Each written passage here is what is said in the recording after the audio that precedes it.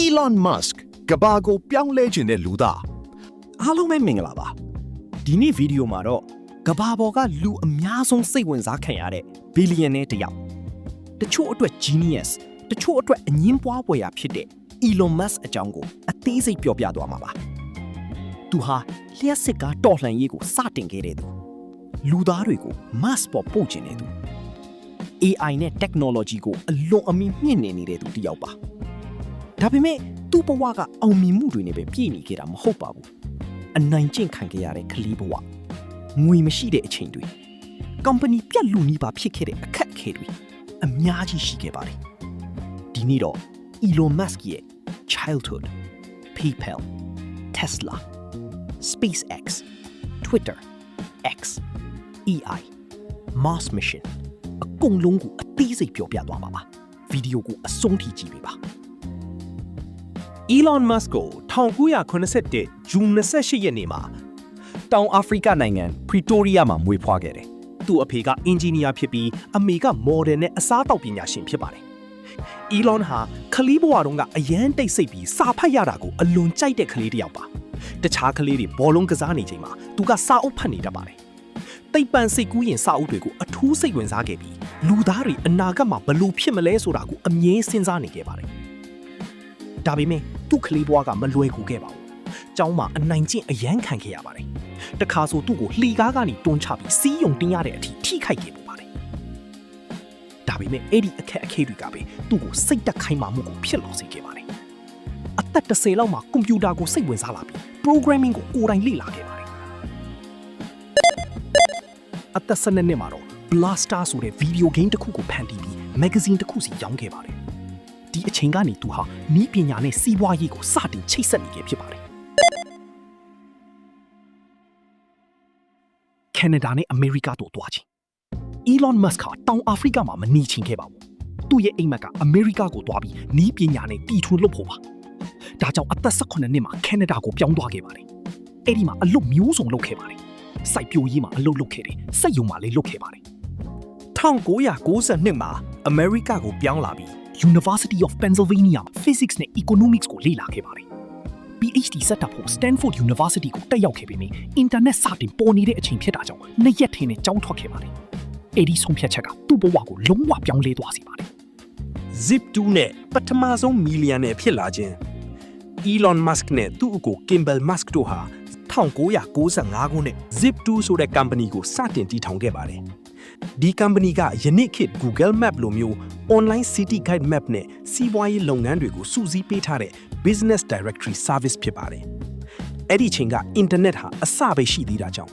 လူအများက online business ကိုမယုံကြည်သေးပါဘူး။ Elon Musk ဟာရုံးထဲမှာပဲအိပ်ပြီးကုတ်တင်ရေးခဲ့ပါတယ်။ရေချိုးခန်းသုံးဖို့ gym membership ဝယ်ထားရတဲ့အထိငွေကြီးခက်ခဲခဲ့ပါတယ်။ဒါပေမဲ့သူမရက်တန့်ခဲ့ပါဘူး။1999ခုနှစ်မှာ Compaq က Zip2 ကိုဒေါ်လာတန်300ကျော်နဲ့ဝယ်ယူခဲ့ပါတယ်။ Elon Musk ကအဲ့ဒီရောင်းချမှုကနေ $1 million အများကြီးရရှိခဲ့ပါတယ်။ဒါပေမဲ့သူ luxury life မရွေးခဲ့ပါဘူး။ပိုကြီးတဲ့အိမ်မက်တွေအတွက်စိတ်ရင်းနှီးမြှုပ်နှံခဲ့ပါတယ်။ PayPal စတင်ပုံ Zip2 ရောင်းပြီးနောက် Elon Musk က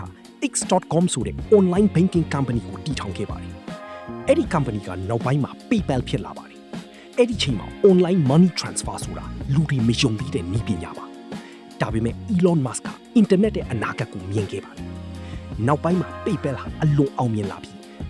2002မှာ eBay ကဒေါ်လာ 1.5 billion နဲ့ဝယ်ယူခဲ့ပါတယ်။ Elon Musk ကအဲ့ဒီရောင်းဝယ်မှုကနေတန်းရာချီရရှိခဲ့ပါတယ်။ဒီအချိန်မှာတော့သူ billionaire ဖြစ်နိုင်တဲ့လမ်းကြောင်းပေါ်ရောက်လာပြီးဖြစ်ပါတယ်။ဒါပေမဲ့လူအများလိုရွက်လီတွေဝယ်ပြီးနားမနေခဲ့ပါဘူး။သူ့အိမ်မက်ကပူကြီးပါတယ်။ SpaceX Mars ကိုတွားမယ့်အိမ်မက်2002မှာပဲ Elon Musk က SpaceX ကိုစတင်တည်ထောင်ခဲ့ပါတယ်။သူ့ရဲ့ရည်မှန်းချက်ကလူသားတွေကို multi-planetary species ဖြစ်စီဖို့ပါ။တနည်းအားဖြင့်လူသားတွေ Mars ပေါ်မှာနေထိုင်နိုင်ဖို့ဖြစ်ပါတယ်။ဒါပေမဲ့ဒုံးပြန် company တည်ထောင်ကအလွန်ခက်ခဲပါတယ်။အစပိုင်းဒုံးပြန်လွှတ်တင်မှု3ကြိမ်ဆက်တိုက်ပြတ်ကျခဲ့ပါတယ်။ company ပိတ်သိမ်းရမယ့်အခြေအနေထိရောက်ခဲ့ပါတယ်။ Elon Musk ရဲ့ကိုယ်ပိုင်ပတ်စံတွေလည်းကုန်လူနီးပါးဖြစ်သွားခဲ့ပါတယ်။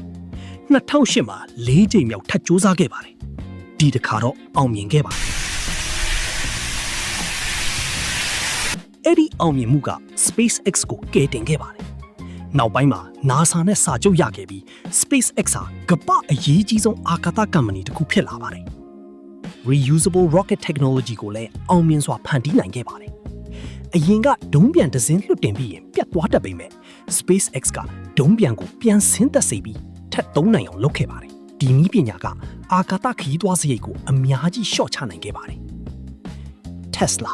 လျှက်စစ်ကားတော်လှန်ရေး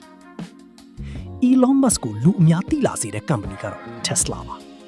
2003ခုနှစ်မှာစတင်ထောင်တဲ့ Tesla ဟာလျှက်စစ်ကားကုမ္ပဏီဖြစ်ပြီးစီကားတွေကိုအစားထိုးဖို့ကြိုးစားနေပါတယ်အစပိုင်းမှာလူအများက Tesla ကိုမယုံကြည်ခဲ့ပါဘူးလျှက်စစ်ကားကနှင်းမယ်ဘက်ထရီမကောင်းဘူးဆိုပြီးဝေဖန်ခဲ့ကြပါတယ်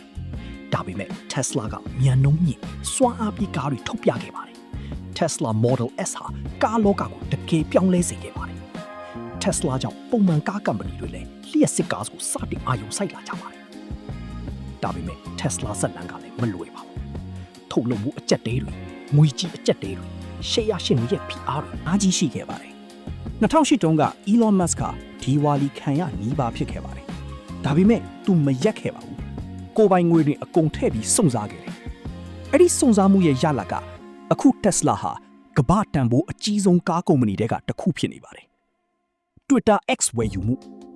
2022ခုနှစ်မှာ Elon Musk ကလူမှုကွန်ရက်တစ်ခုဖြစ်တဲ့ Twitter ကိုဝယ်ယူခဲ့ပါတယ်။နောက်ပိုင်းမှာ platform name ကို X လို့ပြောင်းခဲ့ပါတယ်။သူ့ရဲ့ရည်မှန်းချက်က everything app တစ်ခုဖန်တီးဖို့ပါ။ messaging, video, payments, social media အားလုံးပါတဲ့ app တစ်ခုလုပ်ချင်တာပါ။ဒါပေမဲ့ Twitter ဝယ်ယူမှုဟာအလွန်ဝေဖန်စရာတွေဖြစ်ခဲ့ပါတယ်။ဝန်ထမ်းအများကြီးရှော့ချခဲ့တယ်။မူဝါဒအပြောင်းလဲတွေကြောင့်ဝေဖန်မှုတွေအများကြီးရခဲ့ပါတယ်။တချို့ကသူ့ကိုစကားပြောဆိုလွတ်လပ်ခွင့်အားပေးသူလို့မြင်ကြပြီးတချို့ကအန်ဒီယေရှိသောလွှမ်းမိုးမှုလို့မြင်ကြပါတယ်။ဒါပေမဲ့ Elon Musk ဟာဝေဖန်မှုတွေကြားထဲမှာတော့သူယုံကြည်တာကိုဆက်လုပ်နေသူတစ်ယောက်ပါ။ AI နဲ့အနာဂတ် Elon Musk ဟာ AI နည်းပညာကိုအလွန်စိတ်ဝင်စားပါတယ်။ဒါပေမဲ့ AI ကအန်ဒီယေရှိနိုင်တယ်လို့လည်းအကြိမ်ကြိမ်သတိပေးခဲ့ပါတယ်။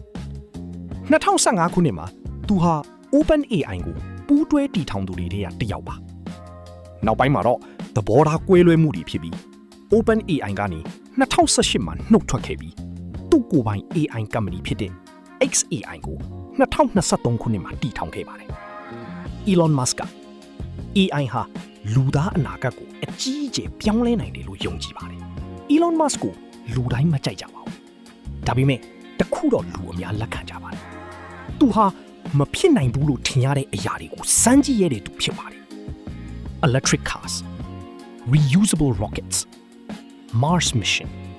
AI revolution ဒီအရာတွေကိုလူအများမယုံကြည်ခဲ့ကြမှာတော့သူကဆက်လုပ်ခဲ့ပါတယ် Elon Musk ရဲ့ story ကကြာဆုံးမှာကြောက်ရင်ကြီးမားတဲ့အောင်မြင်မှုမရနိုင်ဘူးဆိုတာကိုပြသနေပါတယ်ဒီဗီဒီယိုကိုကြိုက်တယ်ဆိုရင် like နဲ့ subscribe လုပ်ပေးပါနောက်ထပ် knowledge videos တွေထပ်တင်ပြီးတော့မှာစောင့်ကြည့်ပေးပါ